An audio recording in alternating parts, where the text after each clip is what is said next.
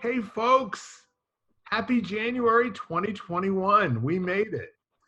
This, once again, a regroup of all of the original starters for lighting a candle, the world that works. And we're going to have a conversation today that none of us knows what's coming. And that's kind of good because 2021, we really don't know what's coming at all. Even. All of that said it's really about being powerful in the moments, whatever is going on, to be empowered and be able to be in action and work on having the life that you love and the life that you want. So with that said, we'll quickly go around and do introductions. Of course, I'm Bill Carell, and to my immediate right on the screen is Shelley. Hi. And then Lisa. And then Hello all. And last but not least, she's looking much like a telephone handset today. That would be Vanessa. So, yes, hello. I kind of like it because it's got a big smile, or kind of appears like a smile. So I'm smiling at you. It's kind of what it reminds me of.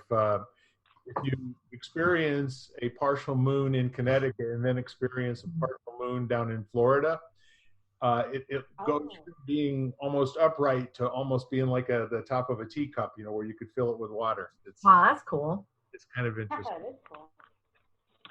All right, so let's begin. Let's say today, more than ever, candles need to be lit. And if each of us can kind of go in turn and talk about what you think the first and most important candle might be for 2021, to heal this world and this country, whatever else you think will bring empowerment to people that are watching and listening. Does that work for you? What's the first candle, Kelly? Progress. Progress over perfection. Moving forward. And really acknowledging, right? I think the acknowledgement candle. And I'm going to kind of even, kind of go a step further, that we do need to light candles, but I think they need to be very bright candles, and different candles to really begin to heal what we have felt just even in these first 5 days. My staff, we were like, we just need to make sure that we keep moving forward, make progress, positivity, and all that other stuff we're going to have to deal with as well. How it affects our world, how it affects each day, really not knowing what you're waking up to, but and knowing from where you are, whether that's 10 steps behind where you were yesterday, you still have to move forward. Yep. And even with businesses, same thing. So that's kind of my motto, and a lot of my colleagues, we talked about it, that we just need to be able to create and help people move forward and progress, whether it's a baby step or leaps and bounds. So that's where I'm starting. That's great. Shelley, how about you? Lisa, how about you? It's been such a long time. Well, I got a new hairdo, so we might look a little like. Can I tell you, I'm loving on that hairdo. That's a really great hairdo. Oh, that was so 2020, Bill. Thank you. Really, what now, right? What next?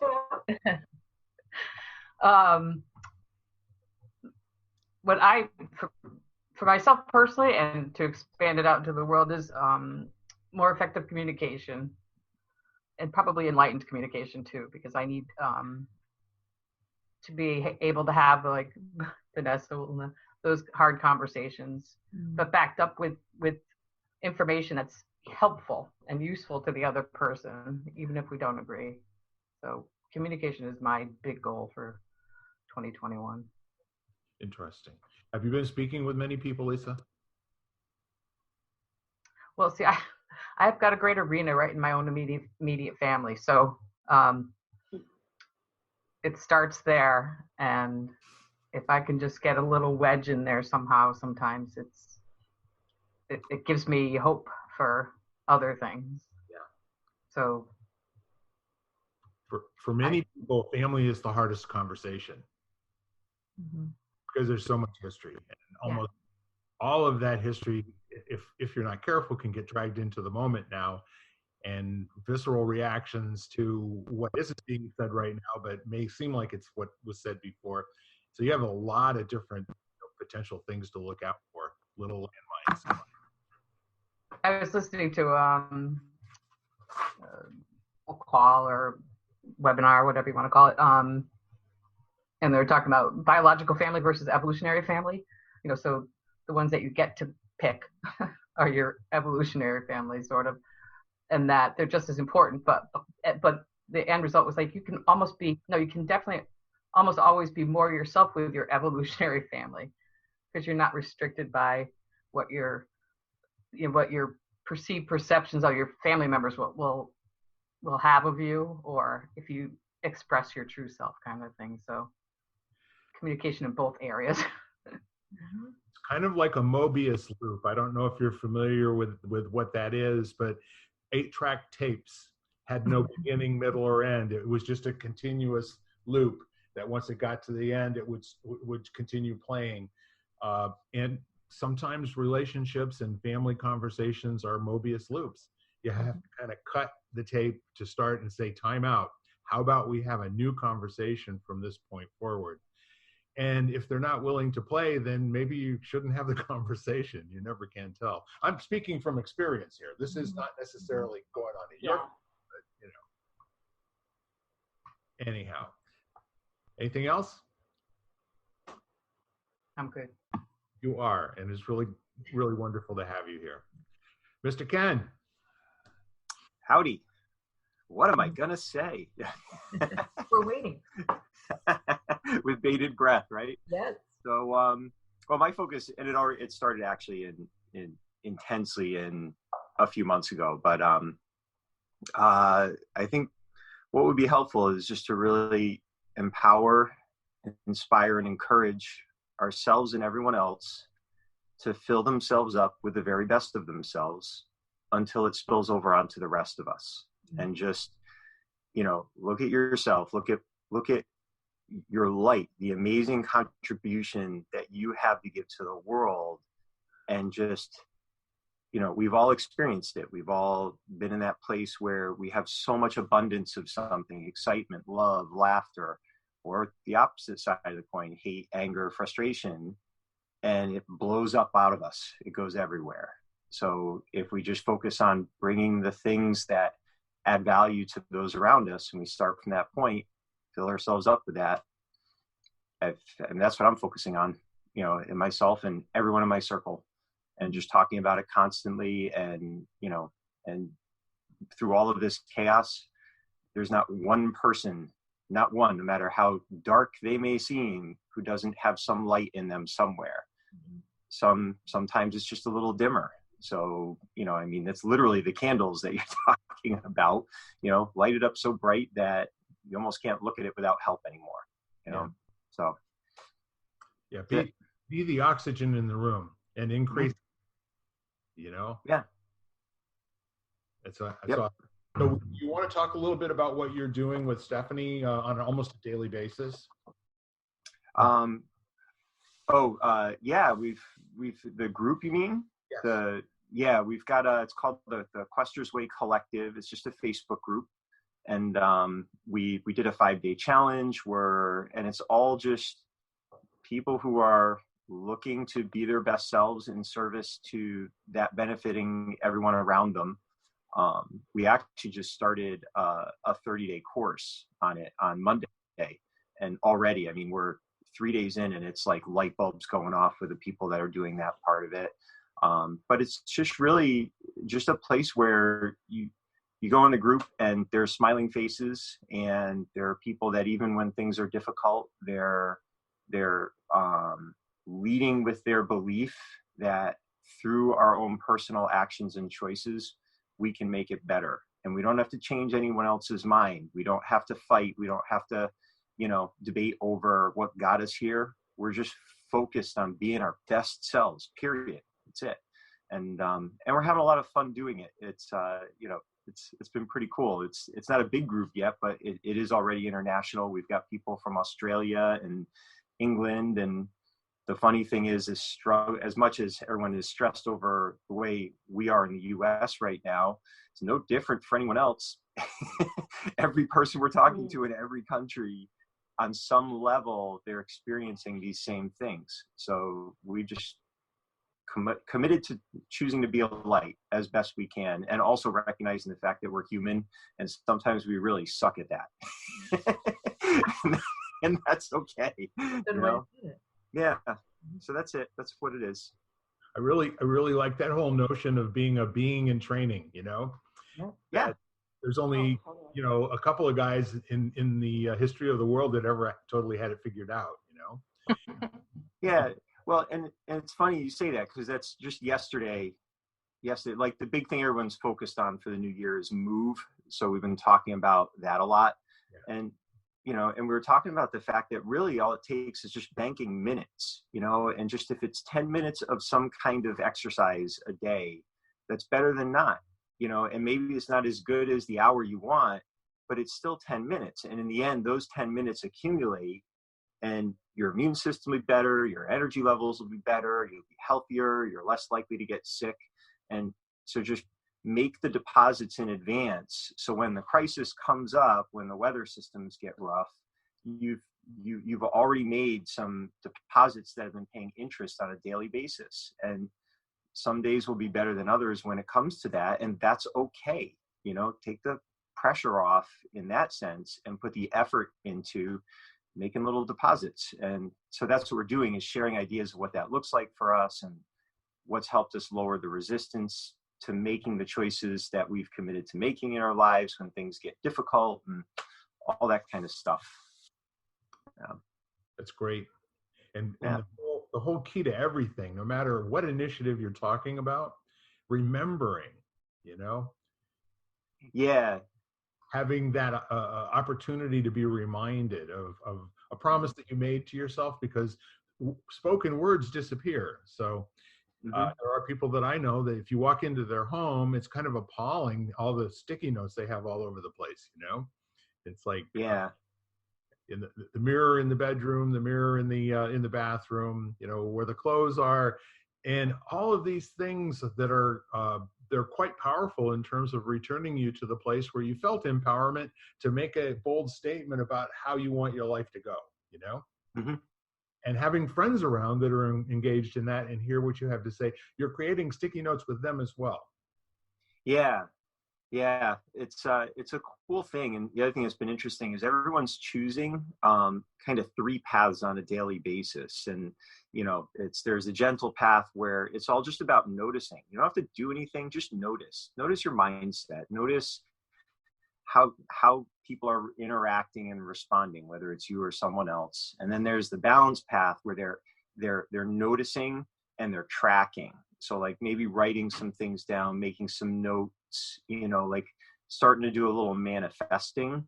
And then there's the accelerated, and these are the ones that want to take action. They're actively engaged in transformation.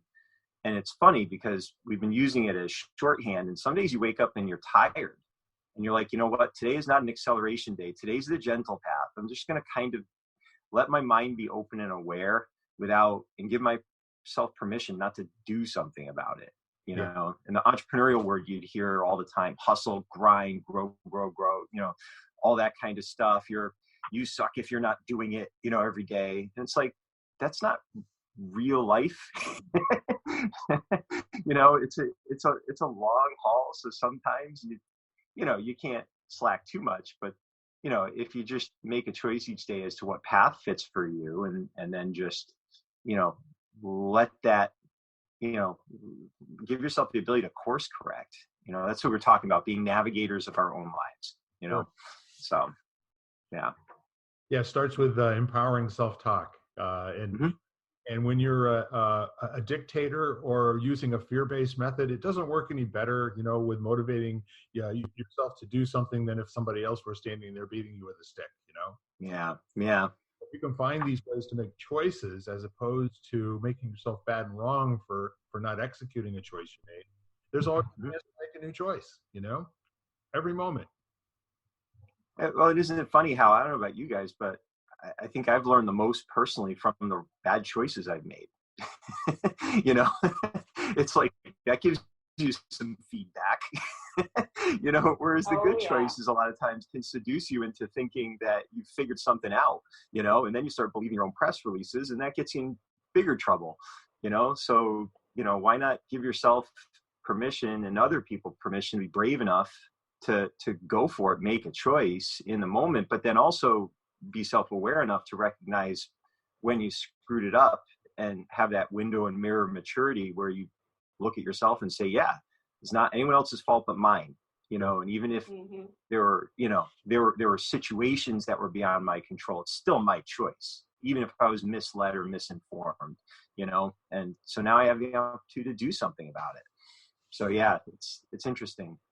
The learning curve does not equate to success. You have to fail in order to learn something. I mean, businesses all the time, they're having great success, and it's kind of like, yeah, but what have you learned? They don't know what they haven't learned because they haven't failed. So it's a very true of what you were saying. My failures in business over the last 5 years are the things that are going to allow us to take it to scale. We are going to have 100 locations in the next decade, and that would not have happened if all the mistakes weren't made and hadn't gotten my nose bloodied so many times. I totally agree.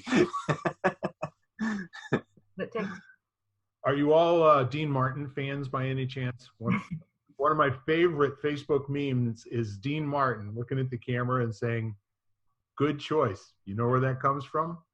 Experience. And you know where experience comes from? Bad choice. That's perfect. So if you want to grow like a weed, it's the empowering thing is to look for the opportunity to fail and learn from it, And as a really great man once said, if you lose, don't lose the lesson.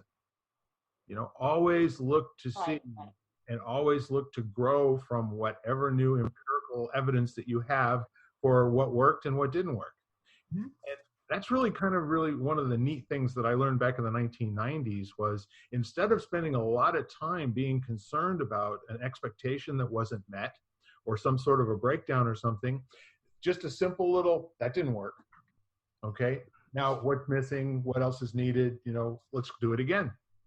And the more times you can do that, in a day or in a week or in a month, the more progress you make towards what it is that you're becoming. And I've been reading a lot of books lately it's to be brave, which means to take risks in order to fail, so bravery, especially in the face of today's world, is definitely called for. Yep. When Ken said encouragement earlier, that's a very, very powerful, pal to empowerment. Okay. If you encourage someone is to bring them to notice their own courage in a situation to where they're then free to act where they might have been stopped before. So in terms of what we can bring for each other, I thought that was great, Ken. Vanessa, would you like to go next? Oh my goodness. Do I have anything to add after this wonderful conversation? Everybody heard my else's contribution. Actually, yeah, no, I'm glad I'm going last year because I feel like we could just take this full circle. What you were just talking about it reminds me of with the succeeding with failing. Or there is no success without failure. And I'm thinking of John Maxwell's book. There's so many, but one of them is one of the recent ones. I think it's called "Sometimes You Win and Sometimes You Learn." That is correct. On the cover, it deliberately has the lose is crossed out and it says you learn. So, and I think that I think that no matter anytime it takes courage to go out there and fail and be rejected. And I should know I'm a freelance writer, so rejection happens all the time. But you gain confidence, and I think, and one of the greatest things is when you gain that bravery, as Lisa was saying, to be able to and give someone else courage, as Bill was saying, you encourage them, which then gives them empowerment to go out and keep trying and just realize that they're, you know, you never look back and see. I mean, the worst thing is to look back and say, gee, I never tried. And then to really ask yourself at the end of the day, I didn't try because I was afraid of failing, you know? Or then there's even that beautiful, which this has always puzzled me, the fear of success, which is even, well, I think you have to reach a certain place where then you can fear success, you know, where you start seeing things move forward, and then we have all these other psychological tactics like resistance that's coming into play. But anyway, so that's my contribution with what you were just talking about. And the other thing is really just, Bill, you started out the conversation asking us what we were looking at, how, you know, what candle we could light, especially going forward into this new year. And 2020, everyone's saying resilience is the big name for, you know, that's the big word for 2020. We all learned how to be resilient, and in a lot of cases that's true. But we also learned a lot of negative things, like how to feel, you know, more afraid, how to have less courage, how to be less afraid, and we also learned that yes, we can thrive, or well, I'll say we can survive. I don't know if we forgot that we can still thrive, but we can, or maybe it's questionable now, but we can survive in uncertainty and adversity, certainly.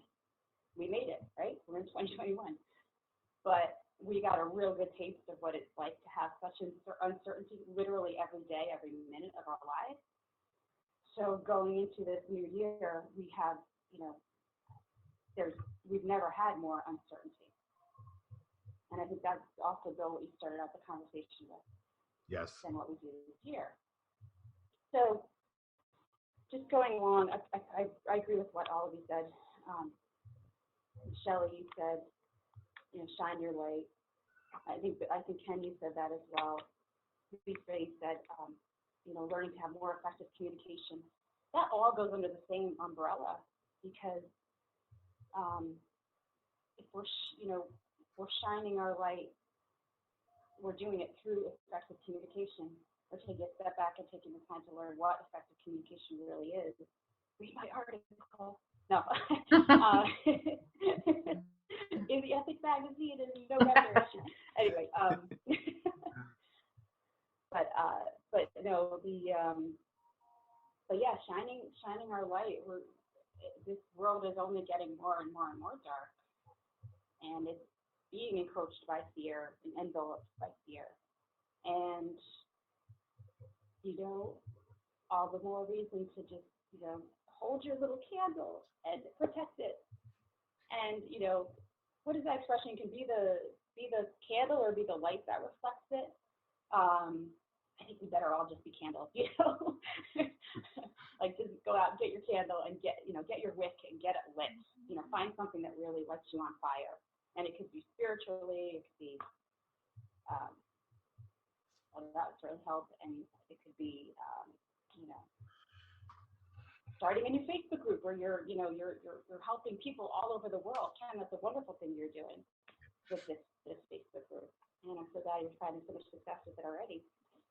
And also, like you're saying, the world's in the same boat. You know, people in those Facebook groups, they're talking about, from other countries, they're saying, hey guys, we sympathize with you guys in the US, but we can also empathize because we're going through the same sort of thing. Mm-hmm. And so there's nothing like building, you know, connection with everyone being in the same boat, but just the same, it can be harder to not, you know, transfer the fear from one person to the other. So. Yeah, you can either have light candles, or you can walk around the world with a snuffer. Yeah, or carry a torch. Yeah. The beautiful thing about the conversation is mm-hmm.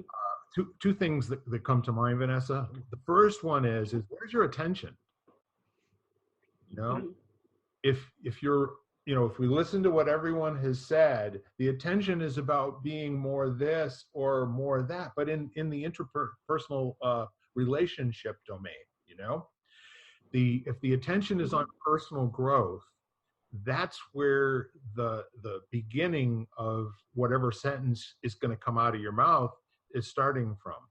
If your attention is on personal growth through growing others, now you've got a conversation that's much more rich and many more opportunities to fail and succeed, Mm-hmm. So as I'm thinking about, all of the noticing, which this is one of the first things that you learn when you start thinking in terms of the so-called self-developmental path, is that whole concept of listening to yourself listen. Mm-hmm. And for people that have gone through intense training, what we realize is the thoughts that we are having, excuse me one second. So that was very important, but this is much more important. So if you go through a thoughtful process of training yourself to be aware, not necessarily of your thoughts that can rule your day, that you will respond to your thoughts before you'll respond to the environment for most people. And where they learn more about themselves is by responding to their environment and not responding to what they think they already know. Does that make sense? So the whole idea of where your attention is in 2021, our attention, maybe we've got a little bit more to look forward to than just staying alive. Mm-hmm. A lot of people that I have talked with are saying, I don't understand why it's going to take so long, for the vaccine to get rolled out, and get to the people who actually need it. Why are we talking second and third quarter to get most of the people in the United States, inoculated? And the vaccine is something that we worked very, very hard to try to believe that it could happen. And then it did happen. And now here we are, and it's been almost 60 days, with very little to show for it. If anybody has called their local hospital, they don't have a clue. All they know is they're not going to be the ones that are vaccinating people. The state government has not rolled out its plan yet. So that's one thing that you could look for, and your immediate response is there something wrong here? Or you can say, how can we get busy and help them with this? What kind of feedback can we give them? What kind of ideas can we give them that would allow them to get past the planning stages during the month of January and actually start, vaccinating people that are in nursing homes, vaccinating people that are high risk in hospitals. My buddy has been in the hospital for 5 weeks. He's getting his vaccine today. He's getting his vaccine today. There were people who were healthcare providers that received their vaccine 3 weeks ago. So that's kind of like an interesting thing, as opposed to there's something wrong here. What's missing? It doesn't seem to be working. People are still passing away at an alarming rate on a daily basis. And how do we pull together here? How do we create leadership in an area where it seems like we're living with whatever happens? That sort of thinking. And that's audacious, because for Bill Carell to sit in his kitchen and say, what's missing that we might be able to talk to some people and say, look, whatever needs to be done, we need to do that.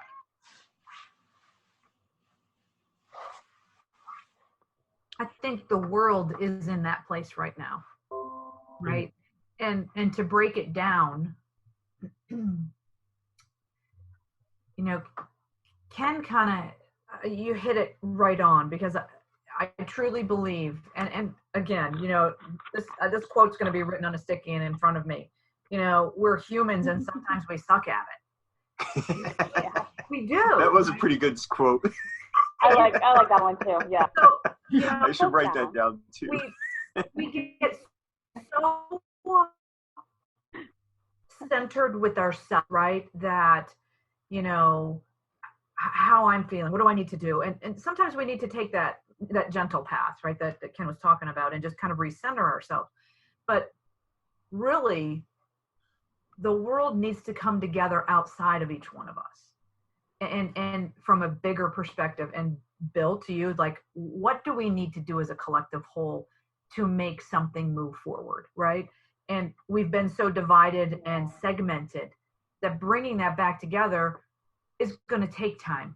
There was division when all this started, and I being a little closer to the government and not liking it all the time. Connecticut in general, I think is really, we're one of the front runners.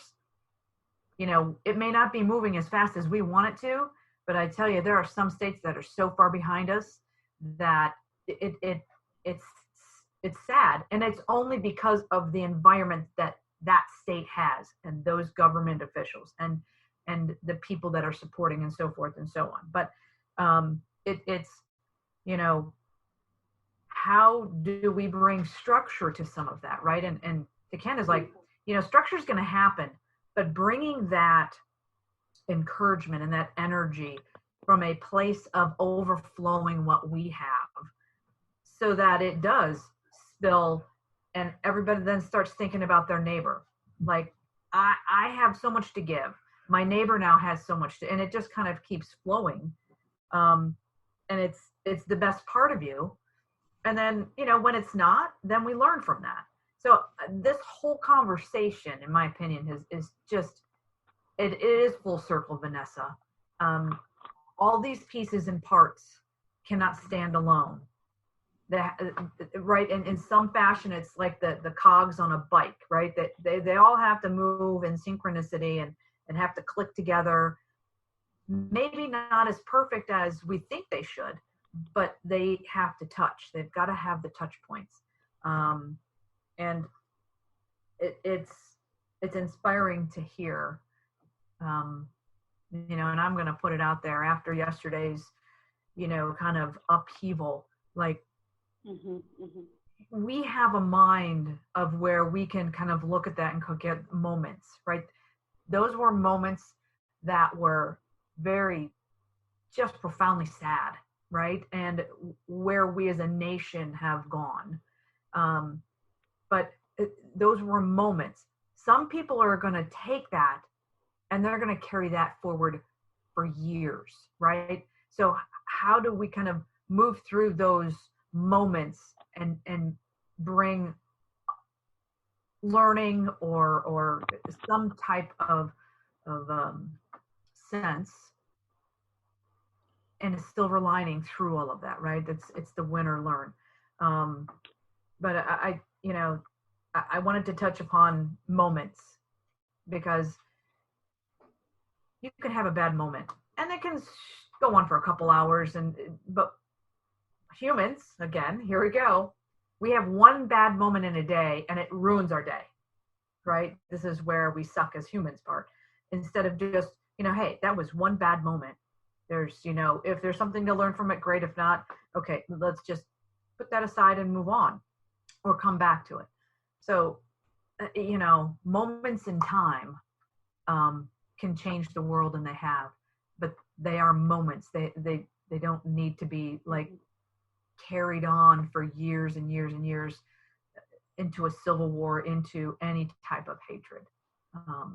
They just need to be put where they are a lesson, right? They're a lesson, and we learn. And okay, I don't know how we kind of compute that to, the whole of humanity, but lighting one candle at a time is where you start. Yes, and being willing to stand there not knowing is where the courage comes. It's where the empowerment comes. When you're willing to fully address something that you're not up to the task on, you're probably working on the right thing in your life. With that said, we are to the top of our half hour, and Shelley, that was brilliant. I suggest that we pick it up on the other side from this business of sucking at being humans. I think there might be some interest. Y'all stick around and we'll be back in a few, okay? Bye. You've been listening to Lighting the Candle, A World That Works, part of the Exvadio Podcast Network. You can hear us at exvadio.com/podcasts, Apple Podcasts app, Google Play, Spotify, iHeartRadio, Stitcher, and wherever you find podcasts.